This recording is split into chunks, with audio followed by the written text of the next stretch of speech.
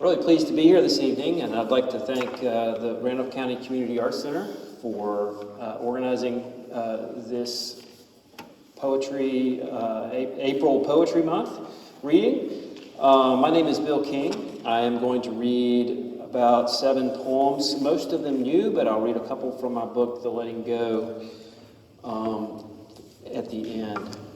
The first couple are poems about boyhood, and the first one is called Why I Can Stand Here Now, telling you this story, and it begins with a line from Martin Jarman's poem Groundswell. Why I can stand here now, telling you this story. When things began to happen, and I knew it, I was 13, going on 14, hanging out with my adopted friend Ben, who, though welcomed by those foreign to him, stole change from his father's sock drawer, because he's not my father, he said, before breaking into the country store at the bottom of Bent Mountain. At Ryerson's, farmers filled up trucks and teenagers smelling of chicken shit drank soda and played pinball after a shift packing eggs. He went to jail for that, and though not as smart as him, I was the one who drove down the mountain to college. Once, free after school until our parents came home, Ben showed me how to ping hubcaps from the ridge below my house, over-pumping the Remington and sighting over the creek and through the pines at the occasional car weaving its way along the narrow road, sinuous as a black snake, sunning in the grass. I took my shot at a green station wagon moving slow as a hearse, but heard nothing until a policeman's tires churned gravel in the drive an hour later. He stepped out of a blue-gray cloud to find me whittling on the porch. "No, sir," I said. "No, sir," I said, hardly glancing up from my chunk of wood. We were throwing rocks over the creek. That was a walking stick in my hand. I had not yet even lied to a girl to get my hand up her shirt, but there I sat, telling stories like I was born to it and couldn't stop. "May I be struck dead where I stand," I said to my father later, looking square into his small-colored eyes. And because I wasn't, by him or God, I turned my back and walked. But the truth is, he paid the woman in the long green station wagon $200, $100 for the glass, and $100 to recant.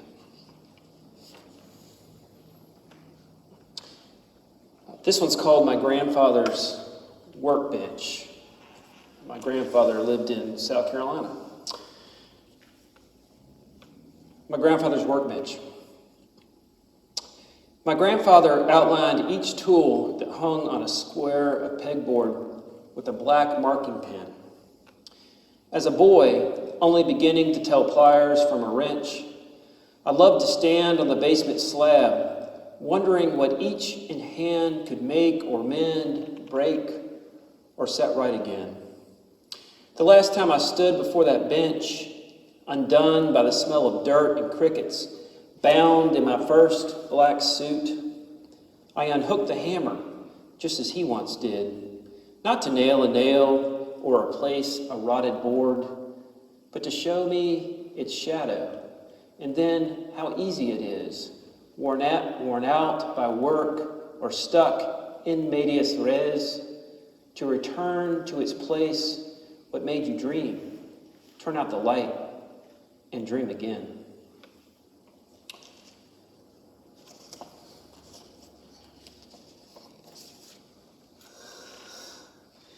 All right, so I have a couple. One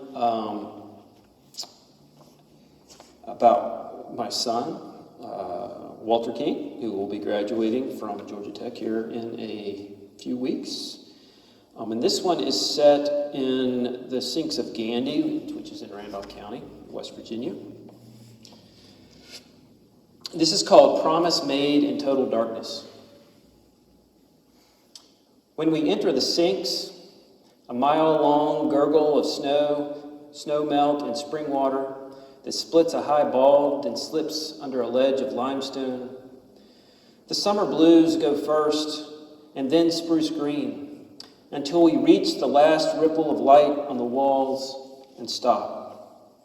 A swallow flits over, and you, taller and bearded now, point one long finger toward a clutch of blind beaks clamoring above a lip of grass and clay. We wade beneath them to the edge of the bend, step onto a boulder, and stare into the black. You click your headlamp forward, but I swivel around to witness the quick dipping bird flit from the flaming zero of the entrance and into a swarm of flies. By the time I feel the ancient wire of need keening across the space between us, you've gone. So I click headlamp forward and step once again into the shockingly cold water. The stream narrows and deepens. Sandbanks near the cave wall steepen, then cake to mud. Crouched and low, I touch stone for balance, try to catch up, but slip, then slide waist deep.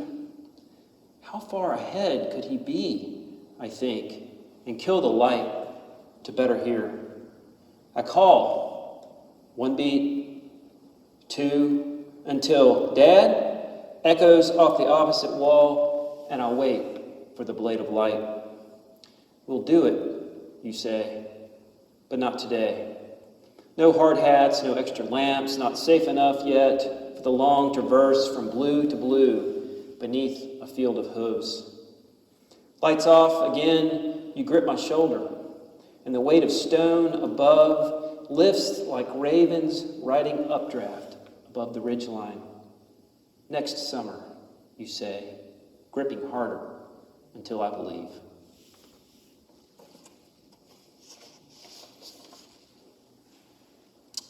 This next poem is for my daughter and her now fiance, Josie. This is set in the Florida Panhandle, and it was a beach trip. It's called The Kite Master. Half-dune roots like dead wires hanging head high, boardwalks dashed and flung, 2x4s sticking willy-nilly out of sand like bones, whale belly on my screen, split and spilling plastic on the beach, and down the way, a Trump flag tied to a pop-up that shields an entire brood of pale flesh swathed in red and white, giving me the blues. Until my daughter's partner puts down her book, unrolls her two-string, two-grip kite, lays it flat, and then backsteps straight into the sky. Soon she's worked it over the broiling water, and without once getting her rainbow wings wet, begins to buzz the ocean in big, wind-popping swoops until all those heads, 2 houses down, start turning her way in wonder.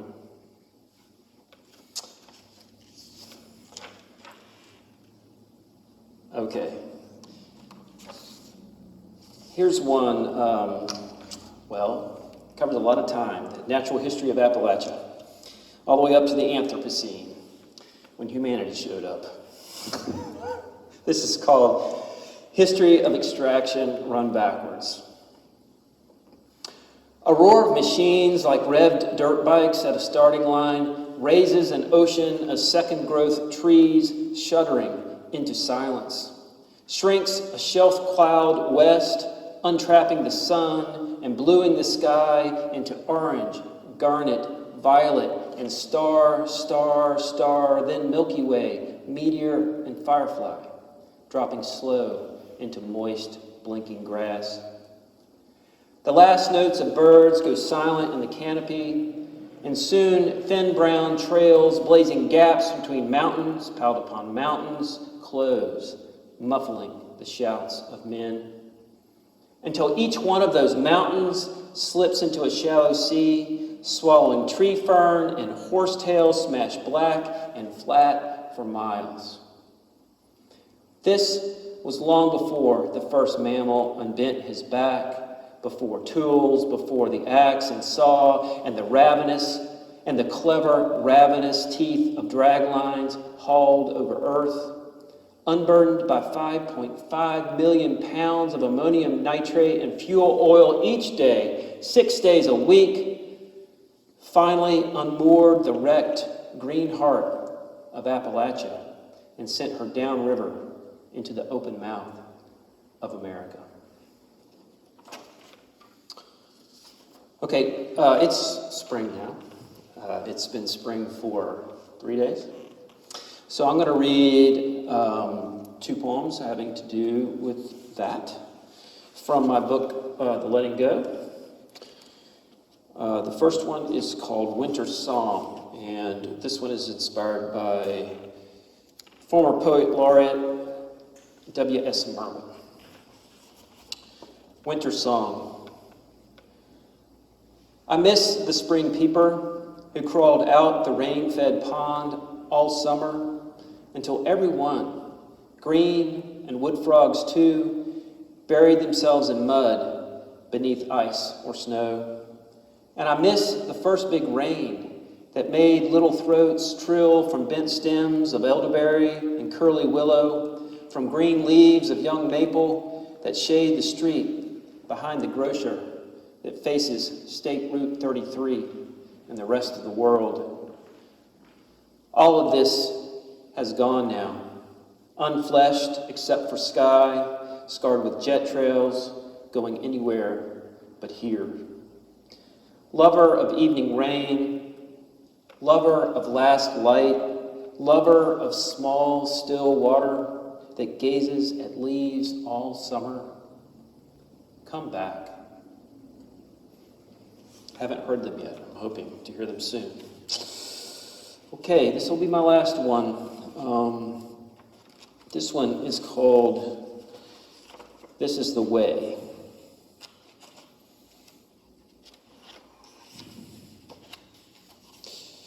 And this one is actually set in the Blackwater Canyon of West Virginia. This is the way. The morning the canyon opened, its roaring water thundering and its mist rising through rose light, carrying sweet white azalea into black. The world could have been saying, "It's your time to go." And I would have, except that too few of us have ever stepped in a river powerful enough to pin a body to the bottom, or emerged at day's end atop a rock cliff, the river but a single lost thread below, buzzards sweeping up and out and over where you have just been.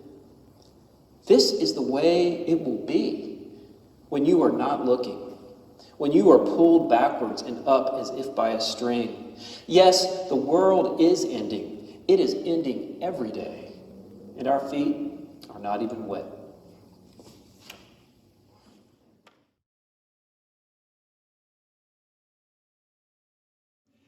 I'm delighted to be here and thank the Randolph County Community Arts Center for putting together this Poetry Month series of readings.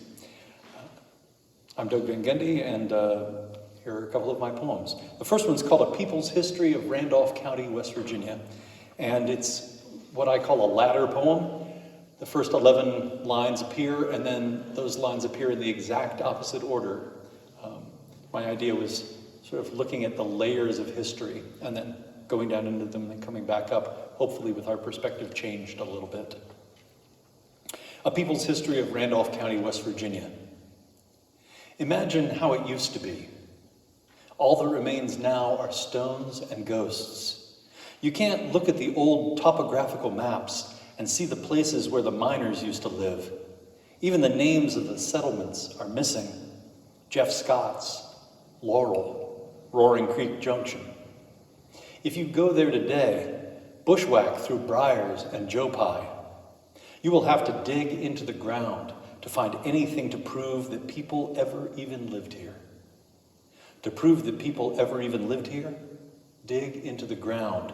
To find anything, you will have to bushwhack through briars and Joe Pye if you go there today.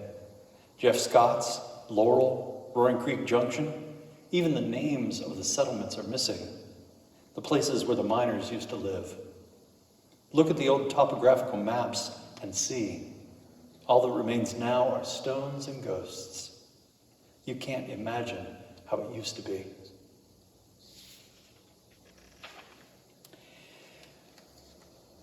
We are into spring, but this is a poem called Late Winter, which I wrote for my wife, Melissa. I figure they can't all be grim or historical, so I thought I'd throw this one in. Late winter. When I take your small hand, flocks of birds rise hidden from roadside fields and take wing. Secret paths are revealed in the wind-shifted leaves, and a calm settles over the landscape. The world is in constant renewal. Streams cut new channels, are muddy then clear. Sand dunes are constantly rewriting their own history, and the human organism replaces every cell every 7 years. Sweetheart, we are scarcely those people we used to be. We are new beings, moving forward in the same space. As the dune field constantly reworks its profile, as the stream is never the same water twice, as the flocks of birds settle into another field to await the call of the wing, each moment of our lives still lies before us, a trackless meadow filled with snow.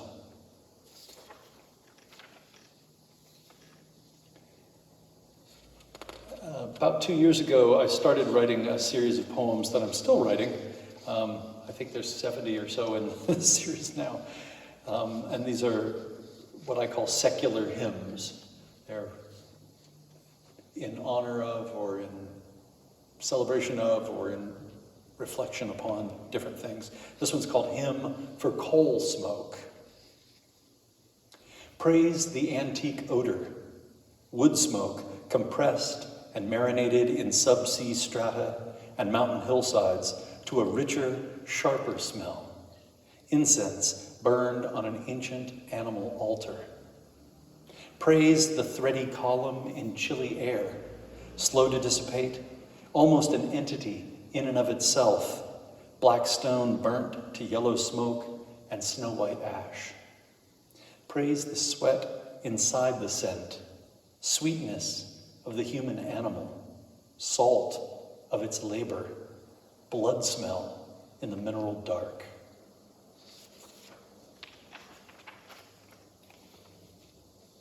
This next poem is also local, and it recounts something that I saw when I was 9 years old.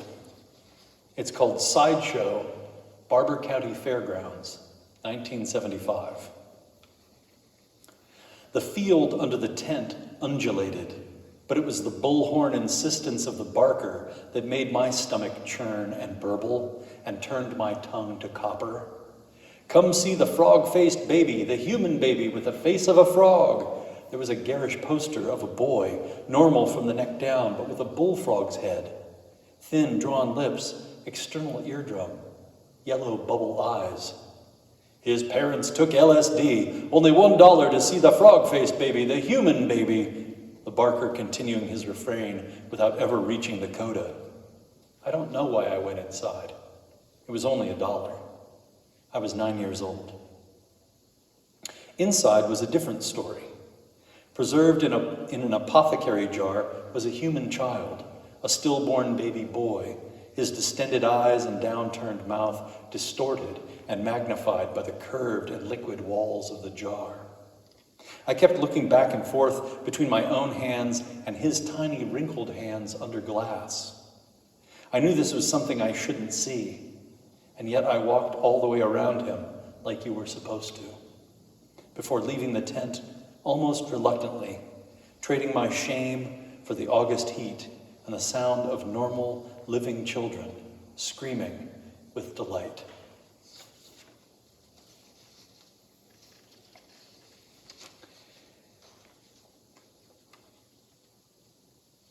I had the good fortune and opportunity to talk to a grave digger over in Webster County a couple of years ago, right before Christmas. It was a real cold day, and he was digging a grave. And so we talked about grave digging and how there aren't very many people who do it anymore. And after talking with him and thinking about that idea, I wrote this poem called Home Burial, a love poem. Please, don't allow any strangers to lie on this ridge or any backhoes to dig into this ground. I need you to make a shovel-opened, shoulder-pride grave for me when I go. Box me, don't burn me, store me away in a hillside I know like my bones. Dig down to a clay floor so water won't get in too easy. While I want to die quickly, I want my body to linger as long as it can, at least a century between box and bare bones. There is no way you can bury me without entering the earth yourself. You need to know that worm's eye view. Feel the blade of the spade slicing through roots of unknowable plants. See the rectangle of trapped sky from the bottom of my grave. Make certain it's safe enough, deep enough, square enough to hold my eternity. Once I'm packaged and lowered, the preacher has intoned his boilerplate, and you have heaped your plate with fried chicken and pie. Shovel me covered. After you do this, there is nothing I will not do for you. I believe in the body, not its resurrection. And I'll finish with another prayer poem, this one called Vespers, for the evening prayer. And again, I'm grateful for the opportunity to share these with you in April, National Poetry Month. This is called Vespers. The streetlights are rubbing their eyes awake. A blush of orange tinges the western sky. A few optimistic bats patrol the space above the backyard. I think we can begin. Oh, placidness, coming up quiet like floodwaters around the foundation, we beseech thee, a little help. Dearest deity of the here and now, please throw a little light our way. The truth is, there's not much to complain about, not a lot of cause for genuine alarm, and where is the money in that? Across the water is an island of soft grasses and lingering light. Goldfinches stand upright like Christmas bulbs in the plantation spruces, and fireflies flash on, off on, throughout the night, never quite letting things go completely dark.